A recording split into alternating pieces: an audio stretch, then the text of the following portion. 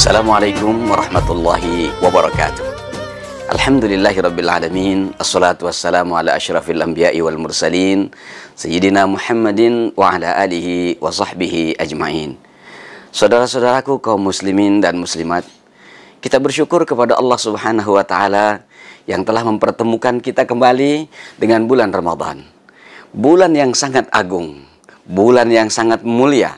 Orang yang bisa memanfaatkan bulan ini akan dimuliakan oleh Allah subhanahu wa ta'ala. Orang yang bisa memanfaatkan bulan ini dengan baik akan diagungkan oleh Allah subhanahu wa ta'ala. Allah berfirman dalam Al-Quran, Ya ayyuhalladzina amanu, kutiba alaikumusiyam, kama kutiba alal ladzina min qablikum, la'allakum tattaqun. Wahai orang yang beriman, diwajibkan buat kalian di bulan Ramadan ini berpuasa seperti Allah wajibkan pada umat-umat sebelum kita umat Islam. Allah ingin mengaitkan bahwa puasa ini bukan satu-satunya umat Islam yang diwajibkan, tapi umat-umat sebelumnya juga telah diwajibkan untuk berpuasa.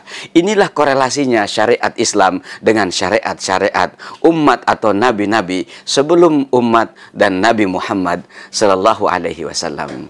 Saudaraku, apakah hakikat puasa itu? Kalau dalam terminologi fikih, as-siyamu, puasa itu adalah al-imsaku anil mufattirat, menahan diri dari seluruh yang membatalkan, min tulu'il fajri ila ghurubis syams, mulai dari munculnya fajar sampai dengan terbenamnya matahari. Apakah yang membatalkan puasa? Makan, minum secara sengaja.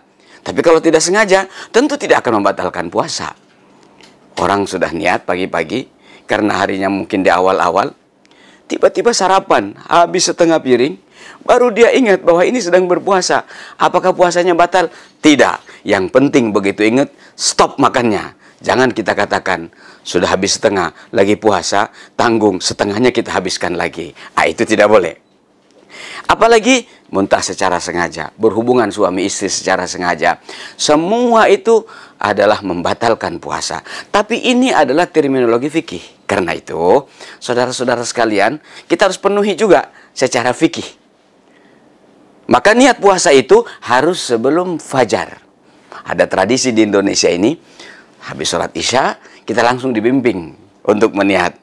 Nawaitu soma godin anda ada ifar di syahri ramadana hadis sanati lillahi ta'ala. Itu redaksi yang biasa kita dengar. Tetapi kalau kita niat cukup, saya niat puasa bulan Ramadan esok hari karena Allah subhanahu wa ta'ala, dalam hati saja.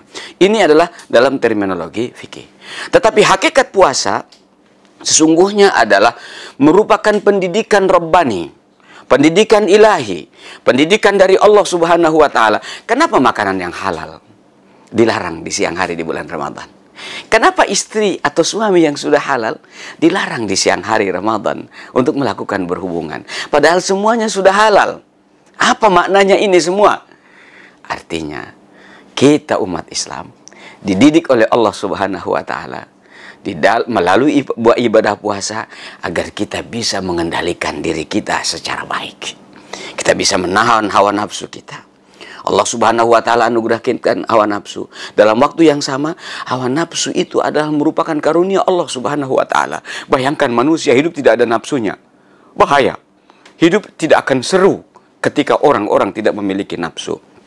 Tetapi nafsu itu harus dikendalikan. Orang-orang yang bisa mengendalikan hawa nafsunya, itulah orang-orang yang cerdas. Itulah orang-orang yang bisa melaksanakan hakikat puasa. Rasulullah Shallallahu Alaihi Wasallam bersabda dalam hadisnya, Al-kayyisu man dana nafsahu wa amila lima ba'dal maut. Orang yang cerdas adalah orang yang bisa kendalikan hawa nafsunya dan bekerja untuk masa depannya yang sangat jauh.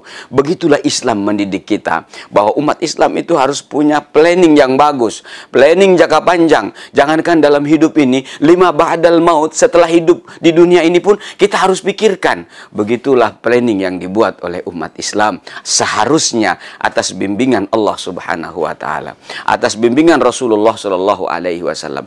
Kenapa kita harus mengendalikan hawa nafsu? Yang dalam waktu yang sama hawa nafsu itu adalah merupakan karunia Allah subhanahu wa ta'ala. Karena hawa nafsu, kalau kita tidak kendalikan, maka maka itu akan membuat kegaduhan dalam hidup di dunia ini, akan membuat bencana dalam hidup di dunia ini, akan membuat problem besar dalam hidup di dunia ini ketika manusia tidak bisa mengendalikan hawa nafsunya. Karena itu Allah Subhanahu wa taala memanggil mereka-mereka yang bisa mengendalikan hawa nafsunya. Hawa nafsunya menjadi hawa nafsu yang mutmainnah, yang tenang, yang tentram, yang sejalan dengan syariat Allah Subhanahu wa taala. Dengan cerdasnya dia bisa mengambil pelajaran.